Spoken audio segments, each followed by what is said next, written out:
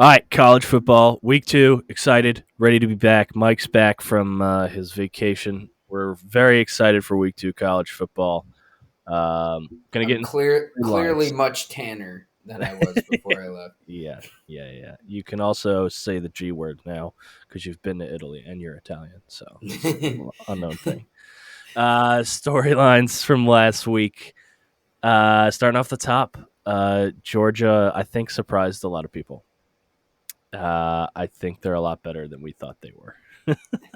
Yeah, like it's everybody assumed that there would be some sort of championship hangover, especially with a program that's never done it before, and the amount of guys they lost, especially on defense to the NFL. And Kirby basically said, "Yeah, it doesn't matter because we have like 19 more of those guys at every single position on the depth chart." I think more than that too. Their offense looked really, really, really good. They're basically playing like an inverted offense in the sense that they could be as effective running three tight ends every play as most teams are running three wide receivers every play. Yeah. That's how good their tight ends are. Stetson Bennett played really well. Yeah, they're gonna dominate again. I wouldn't be shocked if the defense actually starts to get better because most of their guys are relatively inexperienced. Where Georgia's defense last year looked like sort of a finished product from week one on. I don't know that that's necessarily the case this year, and that's sort of scary. No, Georgia's going back to the college football playoff. There's not a team in the East based on what we've seen already that is even going to come close to contending the same way that they were last year. And I think Hmm. we have to put them in the tickler file of our money cow potential teams, like our LSU and Georgia from last year, the team that the rest of the public just doesn't Pick up on quick realize, enough, yeah, basically. as good as they are. I have another team that I think could be that team that I don't think we would have expected, but we'll talk that in picks. But yeah, I think overall Georgia's performance, and I don't necessarily know that it says too much to the detriment of Dan Lanning in Oregon.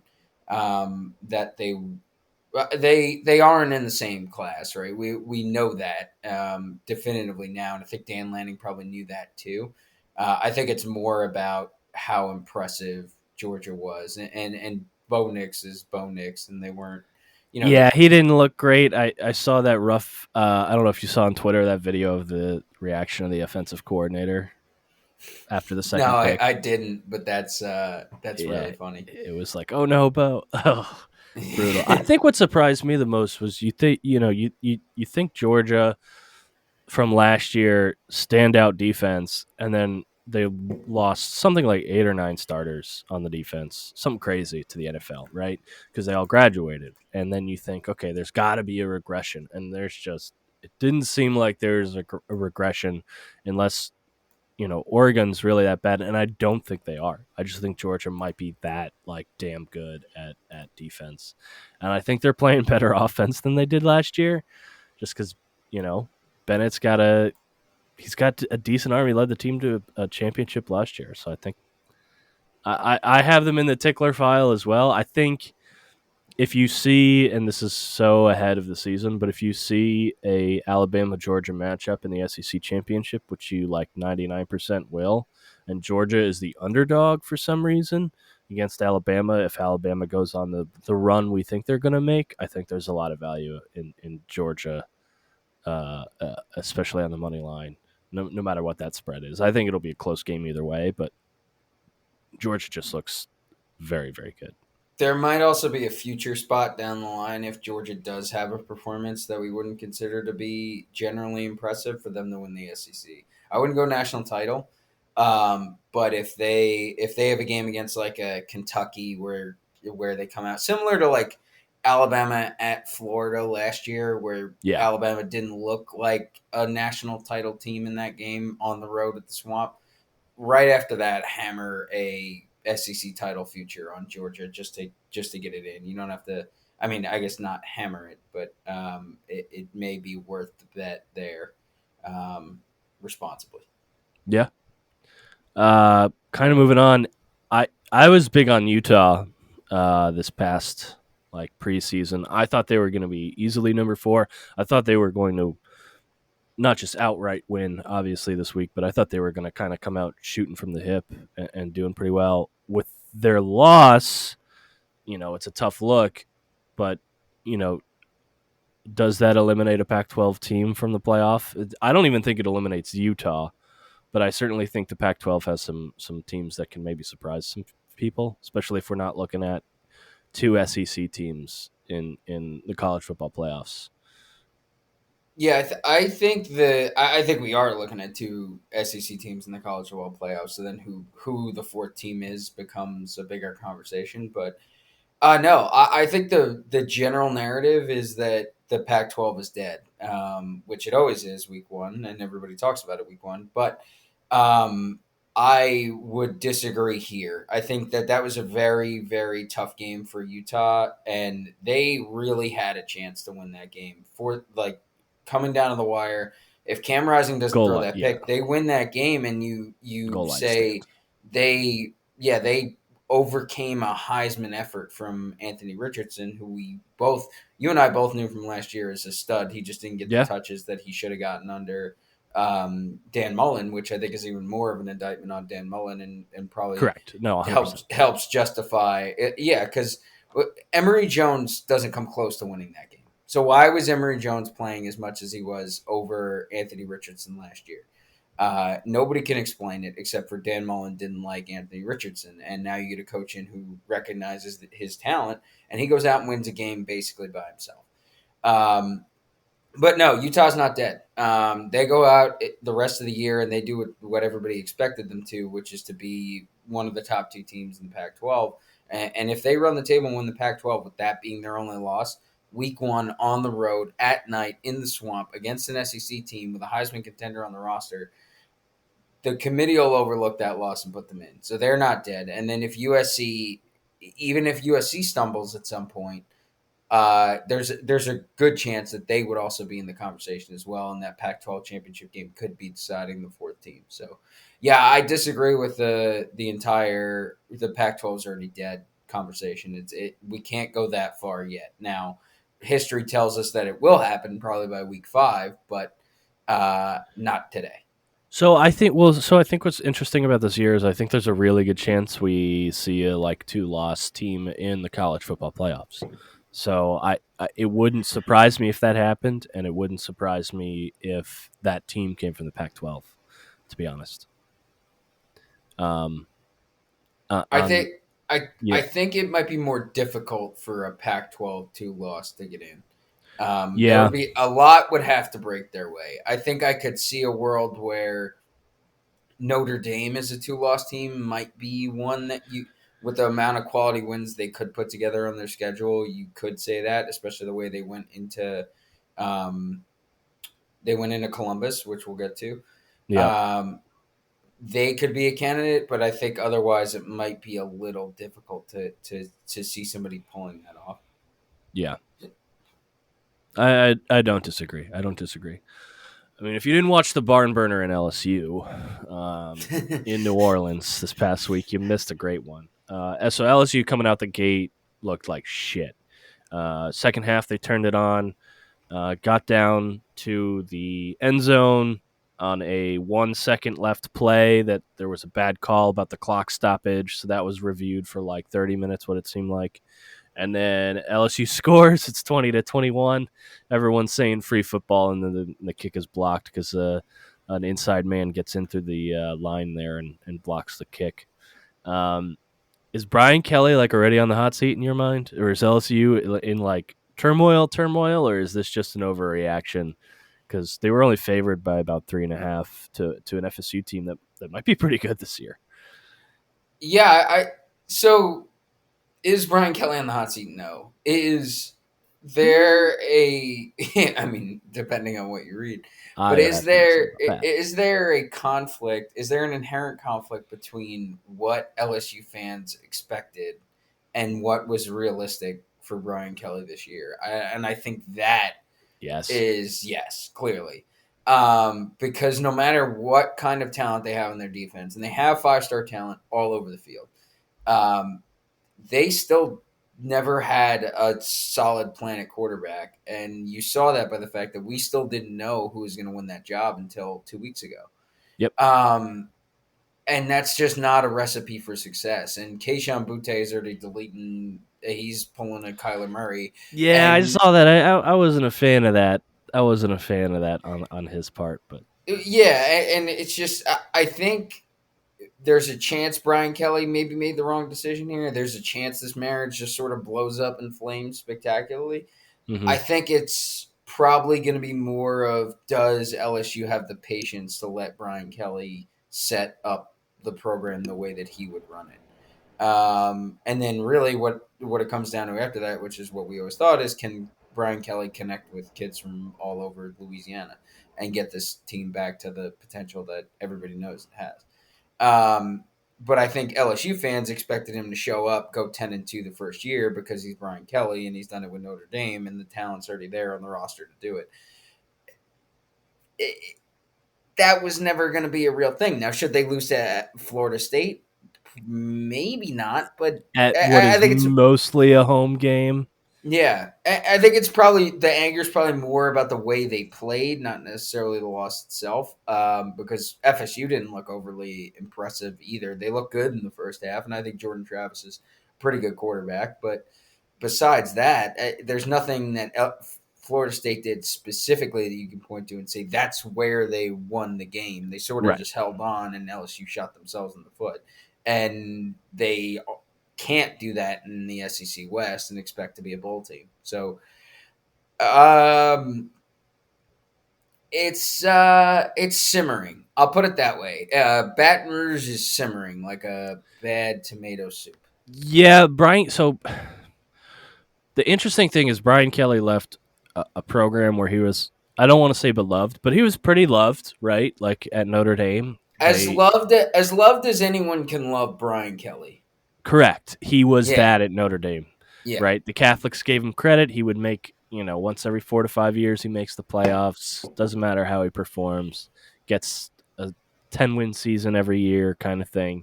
But now he's at LSU, and LSU is one of those programs where, like, he very well could be on the chopping block if this year goes terrible. mm-hmm. Like, they're one of the few programs I feel like that has very little patience for underperformance. I mean, look how they, granted, off field shenanigans, but look how they treated Coach O. It took 2 years removed from a national championship for him to get the cut and the boot. Yeah. So I think I don't know that they're in turmoil yet. I think that's an overstatement. You're right, but I think they probably could have performed better. I expected them to perform better with the skill set they have. I'm interested to see. I mean, Brian Kelly just got bodied by that reporter too. That was like very rude of that Yeah. person. That was, you're kicking a man while he's down kind of thing. But he just, Yeah, a concept that Brian Kelly is not necessarily unfamiliar with. yeah, that's fair. That's fair. I question, like, the culture of that team is very much like a thing, and the feel to that team is very much a thing. And Brian Kelly obviously has never felt like he fit in that role, so I'm curious to see how that kind of plays out. Yeah. But So they get an FCS team in Southern U this weekend, and then next weekend they get Mississippi State at home. If huge upset potential that LSU will lose in week 3 to Mississippi State. Yeah, well, I think that wasn't even the question I was going to ask. The question I was going to ask is that a must-win game? Yeah, I mean, it's if you're an LSU fan, what is your goal? Is your goal to go 6-6 and make a bowl? Then no. If your goal is to, like, be in contention for a New Year's bowl because you're probably not making the playoffs, like, then yeah, it's a must-win game. You gotta beat these, like, middle to upper middle tier SEC teams, right? You can't just beat up on Missouri and call it Yeah, good. yeah. Like, I'm you have to good. give A&M a run. You have to give, you got to beat Mississippi State. You got to beat Ole Miss. Like, all these teams are great and they're contending against each other. But the fact of the matter is, you got to pull away from a lot of these teams to get a good bowl game. And I think that's where LSU fans are going to be sorely disappointed when they're playing in, like, the Bayou fucking Bowl on like December 23rd. You know what I mean? Yeah, they're not going to be satisfied with playing a tough game at A&M to end the year if they're 7-5. No Right. matter it's Right. that's not their. I mean, from the perspective of from a pure municipal standpoint, is it a must-win game to prevent open riots and like destruction of property in Baton Rouge if they lose to Mississippi State, which they've done before. The KJ Costello game to open the COVID Yeah. year, that happened. So, but I mean, if they play Auburn, so they get Mississippi State at home, then they play New Mexico at home, and then they go to Auburn on October 1st. If they're 2-2, not great. Yeah, I think more to the fact that like that Auburn game then becomes a must win. I think that's more. Yeah, no, Yeah. and I think more than that too. I think Brian Kelly's got to get a win over a ranked opponent on his resume at that point At least because once after this year. yeah after they play Auburn, they get Tennessee at home, go to Florida, then they get LSU at home, and then Alabama, then Arkansas. So that is those are currently all ranked teams. So he's got to beat he definitely one of them. More Yeah. than like to placate the fan base. More than likely two of them. So Yeah. LSU's in a tough spot right now. Really, I think from the expectations set by the fan base, and the sooner that they lower their expectations, which we could have a debate about whether or not a fan base should do that just because the guy comes out and doesn't succeed, and we're spending way too much time on LSU. But um, yeah, things aren't great in Baton Rouge. Speaking of things that are maybe not as good as we expected, but like still not as bad as LSU, Ohio State does not look Mm-hmm. like the number 2 team in the nation that I thought they would be coming out of this week by any stretch of the imagination. I don't know about you. They won 10-21 over Notre Dame, who's ranked 8th at the time. Granted, preseason rankings, who gives a shit? But they didn't look good, especially in that first half coming out. They looked, at best like they were like expecting to win almost. And I think maybe they like just the hype around them got to their heads and they thought they were all that. I don't know, but Yeah, that seems to be and I hate to go back like create this straw man public opinion just to argue against it, but right. that seems to be the popular reaction is that this was, and I mean even the headline I saw like on ESPN after that game was Ryan Day's quote where he said this is what we needed, so which kind of implies that this they're going to be okay, and some of the other big national writers have said the same thing. And I didn't watch the game, so I can't necessarily say they're wrong. But I think when you look at the score line and you kind of read about how the game unfolded, Jackson Smith and Jigba gets hurt. The offense doesn't necessarily look the same until C.J. Stroud starts clicking um, with a couple of the backup receivers, and then I think the big takeaway is that Ohio State's defense played well, better than they did last year, with a little bit more attitude and diversity of schemes. But Notre Dame's offense isn't exactly prolific, and Tyler Buchner is a first-time starter. So, like, is that a performance to necessarily hang your hat on? And I get it. Notre Dame's the 5th team in the country. Marcus Freeman had that team ready to play. They look great in Columbus. They look like they were up to the moment. And if you're a Notre Dame fan, Well, the that's what you first want to. half at least. At Yeah, least the first half. that's what you want to see, and so they deserve some credit. But do I think that Notre Dame is the best or the 5th best team in the country? No. Um, so do I think Ohio State should have had a more impressive performance there? Yes. So do I think it's a alarming, development that they didn't really come out and blow them out in the second half?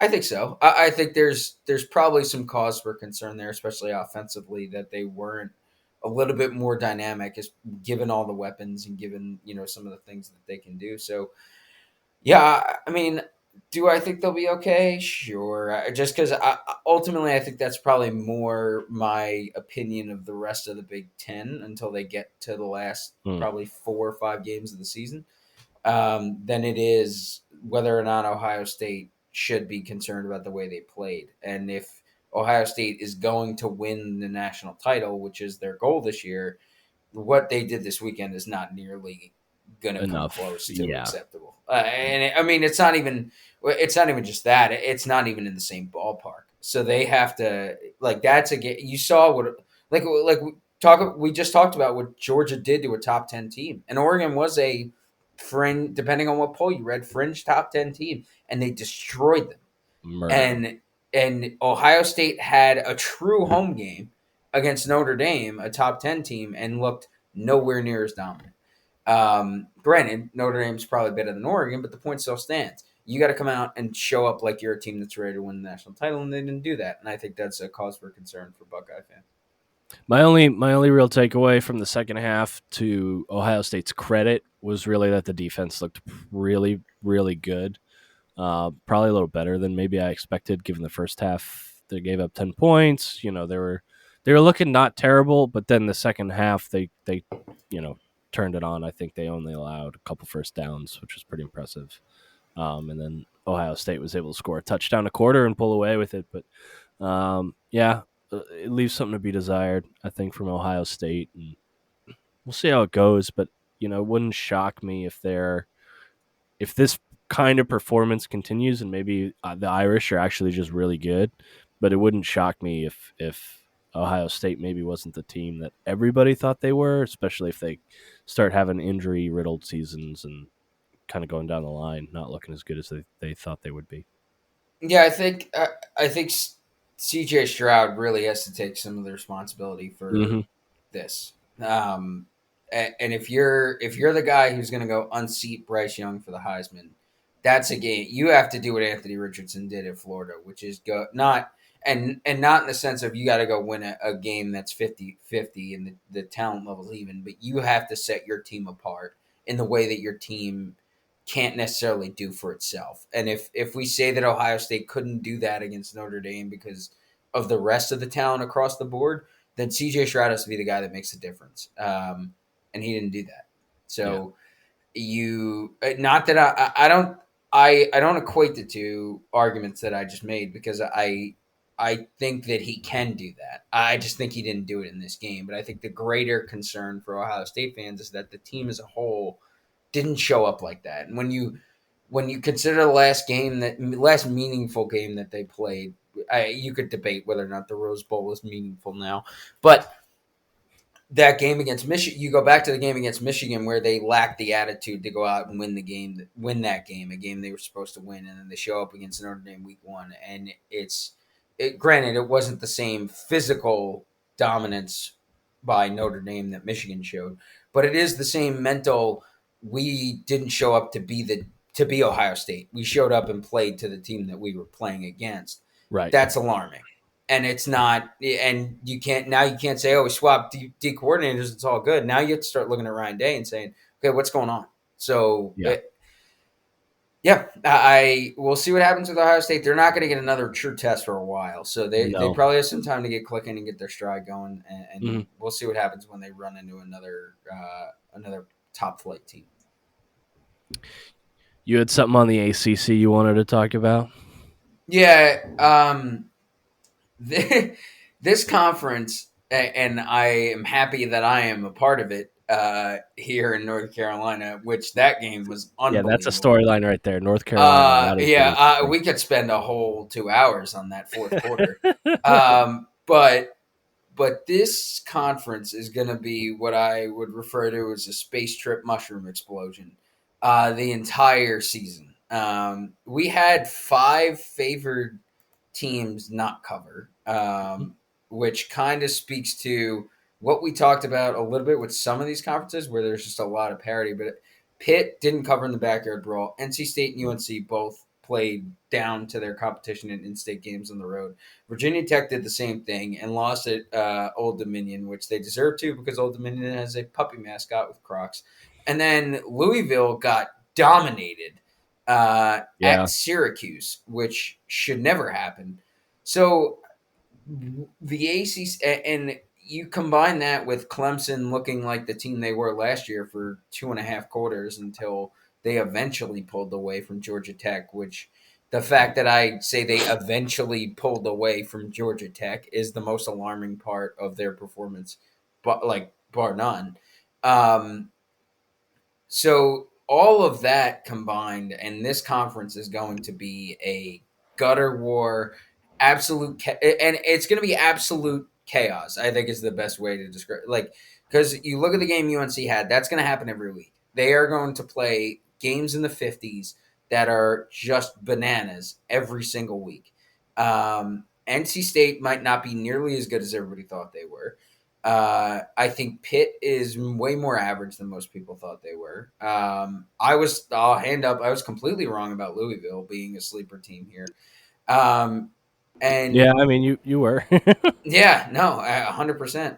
And the last point I had here on the ACC, so the ACC is not making the playoff. I would bet money right now that there will be a 2-loss conference champion. Probably like maybe more losses. Similar to Pitt last year, a team that just basically won by process of elimination.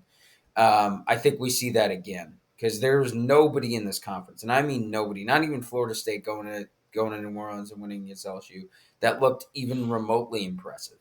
And so it's going to make for a fun year in the conference fight, but it's not. Nobody's going to sniff the playoff. Um, and and so if you take the ACC and just make it its own little bubble, it's going to be a lot of fun. If you try to make these teams part of the national conversation, that's where it's going to fall really disappointingly and reflect very poorly on the ACC. And then my last quick point: Cade Klubnik's he's going to start for Clemson. If it doesn't happen during the Wake Forest game, it'll happen by the end of the Notre Dame game because DJ for the first entire half, and like I said, the first really 2.5 quarters, did nothing that makes you think that he's changed any part of his game from last year. Yeah, he didn't look great. And Cade Klubnik came out, and granted, it was against Georgia Tech, and I think it might have been against Georgia Tech's backups. But he looked like a kid who knew exactly what he was doing, and he is very accurate. Which they are. I think eventually that his talent is going to ooze through the depth chart, and he will start for Clemson by week probably 6. And if that kills my Clemson under bet, I would kind of take that because that's what I said was the only out. So in effect, I was still right, even though I would lose the pick I made earlier. Well, so that's our major storylines, I think, from the week, including an ACC talk. I went 2-6 on my bets, nothing to write home about. In fact, maybe the opposite, something to write home about badly. You went what, 4-3? Yeah, I was 4-3 from my week 0 picks. I'm now 5-5 on the year, so dead even, which is good. And then my parlay for the public is 2-1. So we're not down. That's not bad. That's not bad. Did the parlay hit last week? No, I went 2-1 in the parlay. Oh, Okay. Clemson ended up getting me over the. So for those who don't know, what Mike does is he bets individually on all 3 of those teams, and then he parlays them together. So if you go Virginia. 2-1, in Virginia, if you go 2-1, you still come out profitable. I will keep saying it every week so that nobody from the state comes to arrest me, and that I am protecting myself in Virginia where gambling is legal. So upcoming games here. Pretty decent slate this week, I think. There's 3, probably the biggest 3 matchups of the week are all ranked matchups. But Friday is Louisville at UCF at 7:30. Your noon slate, like the biggest games: Missouri at Kansas, UTSA at Army, just because it's a pretty tight spread. It should be a good game. South Carolina at Arkansas. The biggest game of the noon slate almost certainly is going to be Alabama at Texas. Alabama's favored by 20 right now. I think the over-under is about 65.5. I think this determines two things. One, whether Alabama really is the powerhouse we think it is, because I don't think Texas is a horrible team. But two, and we'll get into this later, but I don't trust Texas in this at all. I think this is and I mentioned it before in a couple of episodes previous, but I think this is a welcome to the SEC. You wanted this kind of game.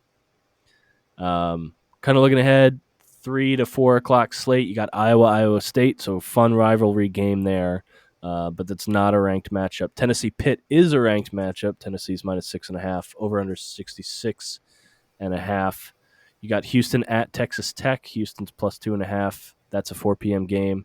And then you roll into your evening games. Kentucky at Florida, probably the biggest one of the early evening at 6 p.m. Or is that 7 p.m. Eastern? Kentucky, It's 6 Central. 6 Central, so 7 p.m. Eastern. Kentucky's +5.5. Over under is 52. That should be a great matchup.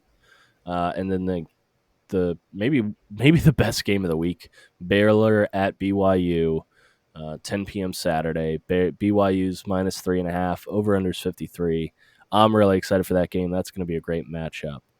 Obviously, more games on the slate. Those are the ones that we kind of like thought had like the biggest bang for your buck. If you don't know who to watch, there's a lot of teams week 2 that are going to play FCS teams, and I'll talk about that a little later in the picks. But Notre Dame playing an FCS team might not be the most interesting if you're not a Notre Dame fan. So it'll be a good way to watch some pretty good games.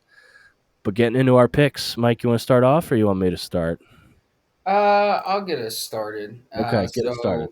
So my card has 11 games on the slate this week.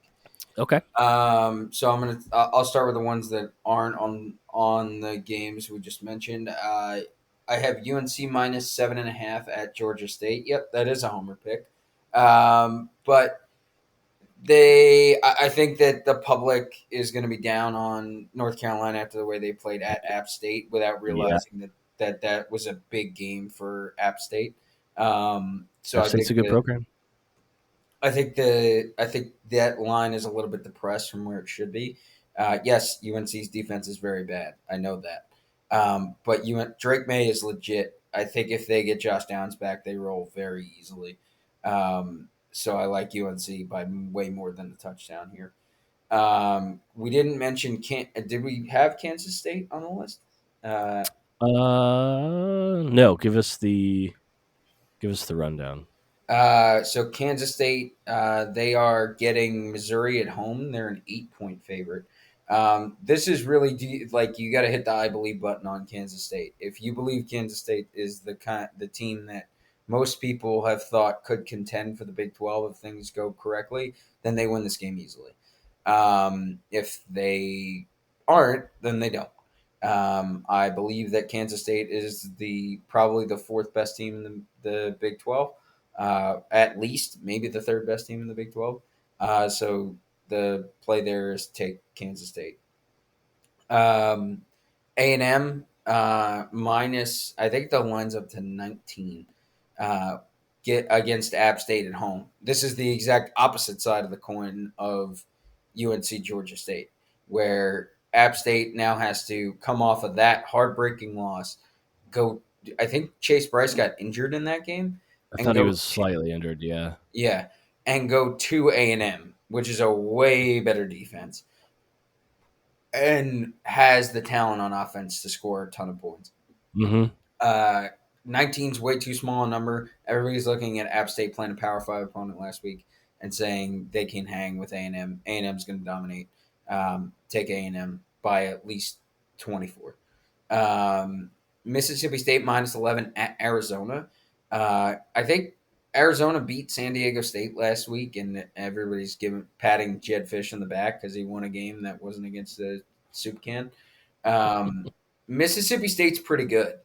And Arizona is pretty bad. So why this line is only 11 doesn't make any sense to me. Mississippi State's going to roll in this game, probably by at least 2 touchdowns. I would say more likely 3. So I love Mississippi State here traveling out west. They come back, they go out and they get a tune-up. You could say they're in a look-at spot on the road, but it's a non-conference game. It's early in the year, and then the juice in LSU has kind of been taken out by Brian Kelly losing his first game. Love Mhm. Mississippi State in that spot. Um, the rest of these games are games we've talked about, but I'll go through them. Tennessee minus 6.5 at Pitt. I don't believe in Pitt. I believe in Tennessee. Take Tennessee by a touchdown. I think they go out and win that game. I think Hendon Hooker is prolific. I think the offense is dynamic. Go out and take Tennessee there. Arkansas minus 8 at South Carolina, or sorry, getting South Carolina at home as an 8-point favorite. Um, what did South Carolina do to make themselves all of a sudden a team that can stay within a possession of Arkansas? I don't know, and I like Sam Pittman a lot, and I think he's a very good coach, and I've said that for a while. So I just don't understand what like the flavor of the month with them is. Yeah, is it Spencer Rattler is the reason why I should believe that South Carolina should keep this within a possession? Maybe. This is one of those where it's almost like I don't know what Vegas knows that I don't know. Um, but as to why South Carolina is within a possession on the road at Arkansas, coming off the year they had last year, and granted, they rolled, they got some momentum going, they beat Florida, great. A Florida team that effectively quit after the Georgia game, like I don't hang too much on that victory. And granted, they did beat North Carolina in the bowl game in a game where they were running a wide receiver as quarterback, and it, cool. Arkansas is a way different story. KJ Jefferson is for real, and Mhm. Arkansas is going to really give A&M a test in a couple weeks. So if you believe that, there's no way South Carolina keeps this within a score. Take Arkansas. Um, I am I am on Kentucky at Florida. I think this is a very big letdown spot for Florida, Okay. coming off a really emotional win. And if you Not have any, disagree there. yeah, if you have any of these on your card, we could talk about them in stride. But um, Kentucky has owned Florida in this matchup the past 5 years. Mark Stoops has had their number over and over and over again, to include a Florida team with Anthony Richardson on the roster. Um, I Kentucky has had some suspension issues, I think, pop up the past couple weeks. If Yep. Chris Rodriguez plays, though, I think that Kentucky stays within this number. I'm not saying lay the money line. I think there's a chance Florida wins this. Sounds like you're saying lay the money line. I think there's a very good chance Florida wins this game, but Okay. I think 6 is a big number for this kind of game, a game that means a lot in the SEC East and a lot for Florida to cover, coming off the win they just had at home. Uh, so I think Kentucky's the more experienced team. I think Will Levis is a great quarterback. So take Kentucky with the points. But I wouldn't be surprised if Florida does end up winning this game by a field goal. Um, and we could discuss this one before I get into the parlay. Uh, you are on BYU. I am I on. am on BYU. And I don't. My pick is not because it's an indictment on BYU. I think BYU is very good. I have we talked about it in our previous show. I believe in Baylor, and I believe in Baylor big time. I think they're a Big 12 title contender. I think they're a playoff contender. I think Blake Shapen's the real deal. Uh, I am going to take them on the road in this game. I don't know why they're an underdog. I think this should be a pick 'em. Um, so if that's the case, I would take Baylor, and I would also sprinkle Baylor money. I think BYU is a lot better than people think. I think they've demonstrated that a couple times. I'm not confident that Baylor has the juice to kind of keep up.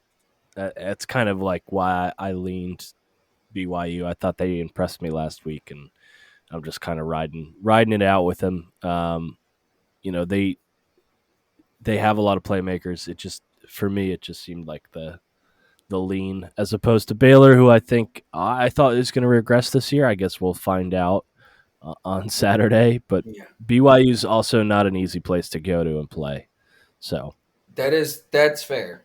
Um, I think Baylor could be coming into their own. I think what makes the difference here. I think Dave Aranda is a fantastic coach, and Aranda will have his guys ready to play. I think Shapen growing into his role as a sophomore. I think this is a game that Baylor's going to get juiced up for, and I think they know they go out and win this, and they can send a statement to the rest of the Big 12 that they're here to stay. That's fair. All You want to right. give away your parlay, or you want to save it for the end? I'll go with it now Okay. because I know you're going to have some of these games. I will start with the team that I mentioned earlier that I think could be the money cow, and I think it's Oklahoma. Because I think Oklahoma is way better on offense than I think a lot of people thought they would be. And it's not because the potential wasn't there. I just think they've actually figured it out. I think Jeff Levy and Dylan Gabriel have something going on. And granted, it's only been one game, but they hung a ton of points, and they did it really easily. They're given 33 and a half versus Akron. Akron gave up 45 points to Washington. Yeah. Washington. Mm-hmm. Why? And Akron. So if Akron gave up 45 points to Washington, what is Oklahoma going to do to this team? They should hang 55. And if we think that Oklahoma has a better defense, which it's Brent Venables, so they probably do, than Correct. Washington, there's no reason not to put this number on the board. Take Oklahoma minus 33.5 versus Akron. This one's not on our list of games, but this is another one where I almost go, what does Vegas know that I don't? Because you and I are both down on the home team here. USC as a 9-point favorite at Stanford. Yeah.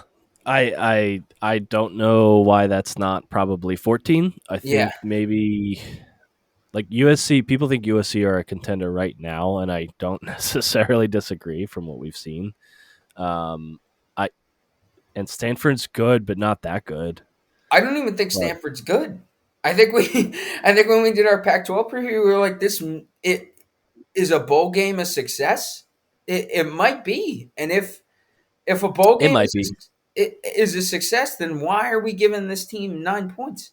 It's only I get it. It's a home game. USC has always come out and really laid an egg in these second week Pac-12 games. I think they did it to Oregon State. They did it to Stanford at Stanford once before. But this is not the same team. This is not the same coach. This is not the same players. They have a Biletnikoff winner. And they're only given 9 points on the road to a Stanford team that might only have 4 wins this season. Why? Yeah, they put up 41 against Colgate. Hold on. Let me get under the desk for the Stanford Express that's coming through because they dog walked Colgate. Like I don't understand. I don't understand why this number's so low. Take USC minus 9. This should be over by the third quarter. And then my last one, which we'll talk about, I'm sure, in depth in a sec, and we can jump off from it here. Alabama minus 20 at Texas. I would take this if it was 27. I saw a little stat. Shout out to Chris the Bear Felica from ESPN in his column this week. Nick Saban's played a Power 5 team on the road 26 times in the I think in the past 10 years. It may be since he got to Alabama, but 26. He's got 26 Power 5 road visits. He's 26-0. Maybe it's unranked Power 5 road visits. 26-0. The closest he came to losing was last year at Auburn. And in those games, he's I believe he's 8. I should have wrote these stats down. 26-0. He's 18-8 against the spread in those games. They're given. There's no reason why Texas is only a 3-touchdown dog in this game. Texas may come out and look very impressive. Quinn Ewers might put up 28, and I wouldn't be shocked if Texas puts up the most amount of points that Alabama gives up all year. That wouldn't be surprising, but they may still lose by 28. Like they may lose 56-28. Would that be an unrealistic result? And Bama covers by a full touchdown? Absolutely not. So I think Alabama's gonna wreck Texas. I Yeah. think. Uh, look, here's what it comes down to for me, and I know this is gonna be really, really down and dirty and simplified. Quinn Ewers is a freshman quarterback who has never played in the SEC, and he's going against Nick Saban and things he can dial up against a quarterback who has less experience seeing that shit.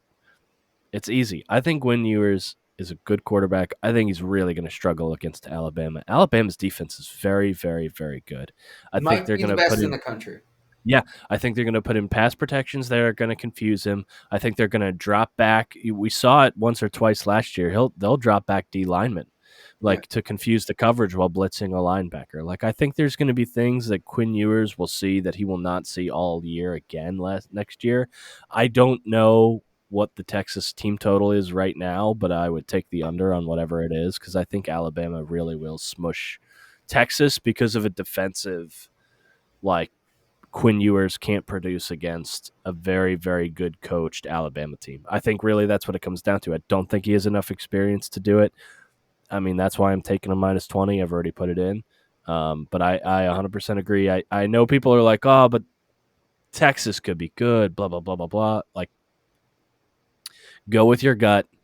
Your gut's going to tell you Alabama, and you're going to be right because Alabama is playing a freshman quarterback, and that quarterback is not currently in the SEC, nor will he be for another 2 years. Yeah. That's No, my opinion. I think that one's easy. So yeah, to explain before I got on my soapbox about how I'm not illegally gambling.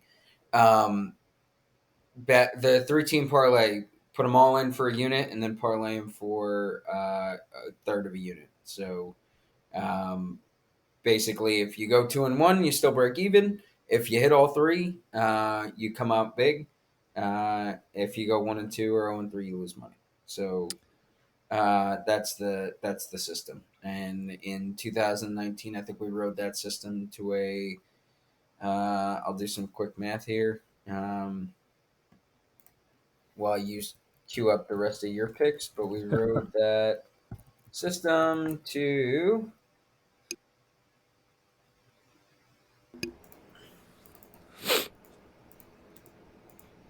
We did, plus 23 units. yeah. It was pretty nice. It was pretty nice. Thanks to LSU Yeah. and their Gotta national find it. title, we rode that to plus 23 units. So we stick with the system. So there's my parlay. Bama minus 20 at Texas, USC minus 9 at Stanford, and then Oklahoma minus 33.5 at home.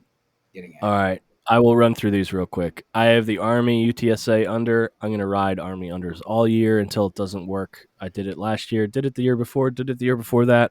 Always cashes plus money at the end of the year. Army runs a triple option. Take the under because they're going to chew clock. Iowa State, both really bad offensive teams with pretty damn good defensive. The over-under is 40.5. Just take the under 40. This is going to be like a 7-3 game again or a 7-10 game like Iowa had last week. You're going to regret not taking the under. You're going to see 40.5 for a college football game and be like, oh, hell yeah, over. Don't take it. These two teams can't produce on offense. They almost don't want to. They like punting better. Just they hate each other. They're going to play smash mouth defense. Take the under 40. Alabama minus 20. We just discussed. on Iowa State. If you take the under there too, and you're looking for a team to play Iowa State. If you're playing the under, play the underdog. Louisville UCF over under 61.5. Louisville's really not good. I think UCF probably puts a lot of points on the board. I just don't know that they put up 50 some points, and I don't think Louisville scores almost at all. I'm actually taking the under 61.5 here. Louisville's bad. I I just don't know why these combined are 61.5. I just don't see it with these two teams coming out shelling each other, going up like 40-40. It just doesn't see. And Louisville's only an underdog by like 6.5, and I saw a lot of people are putting money on them. I just 61 seems like a lot for two teams who like used to be able to perform and can't. Yeah, it feels like a name game there, and Vegas doesn't do that, but the over feels like a public pick there because of the two teams that are involved. Yeah, which is what I'm going to do for this next one. Houston, Texas Tech. I took over 63. Houston's a good team. They can score a lot. Texas Tech. This might not. I mean, if one doesn't hit, it would be this, and it wouldn't surprise me. But I could see these teams putting up 30 to 40 points each, kind of just like shellacking each other. IBYU minus 3.5. We already talked about that. I'm riding on Oklahoma. I'm riding on USC. I wanted to take Michigan minus 51. I said this last week. Take Hawaii against the spread every single week. They're playing Michigan this week. Well, the only problem is that this is the week that Michigan is switching up their quarterbacks, right? I talked about this last week. But so McNamara is the senior. He played last game. McCarthy's starting this week against Hawaii. Apparently, they're both equally as good, but McCartney's only a sophomore. They're not equally as good. Exactly. JJ McCarthy's better. Yes. So I don't like 51 as a spread. I don't want to give out Hawaii plus 51, but I also don't like Michigan minus 51. So I'm not touching it, but it's important to note I did say fade Hawaii every single week. I won't be doing it this week specifically for that reason. Yeah. And then a couple games to keep your eye on. They're not lines just yet because it's an FBS versus an FCS game, but these teams lost a game. They're ranked. They're pretty good against a good opponent and are now playing an FCS team. Typically, they like to beat up on these guys. Cincy, Oregon, Utah, Purdue, and LSU. All playing FCS teams this week. Lines aren't out. Keep an eye on them come like Friday-ish, which should be about the time you're watching this. But these teams the spread might not matter. They might absolutely brutalize the teams that they're playing. I took Notre Dame minus 20.5 for that reason. That line was out. Otherwise, that's our show. Mike, you got anything to add? The only final note I have is keep your eyeballs out on Wake Vandy. My Vandy team total might hit as early as week 3. Everything that I said, Alex, everything that I said has happened. They dominated Hawaii. They beat Elon. They've got 2 cracks at the apple here to hit the pick of the year before they get absolutely skull dragged through the rest of their SEC schedule. But we have a shot, and that's all I was hoping for. And we're there. We are there. So this is week 1. Granted, it's not likely because Sam Hartman's back. They're probably going to get dog walked. But then the week after that, we play Northern Illinois with my pick of the year on the line. Okay. Well, that's been our show, Stupid versus the Spread. Week 2 for college football. We'll see you next time.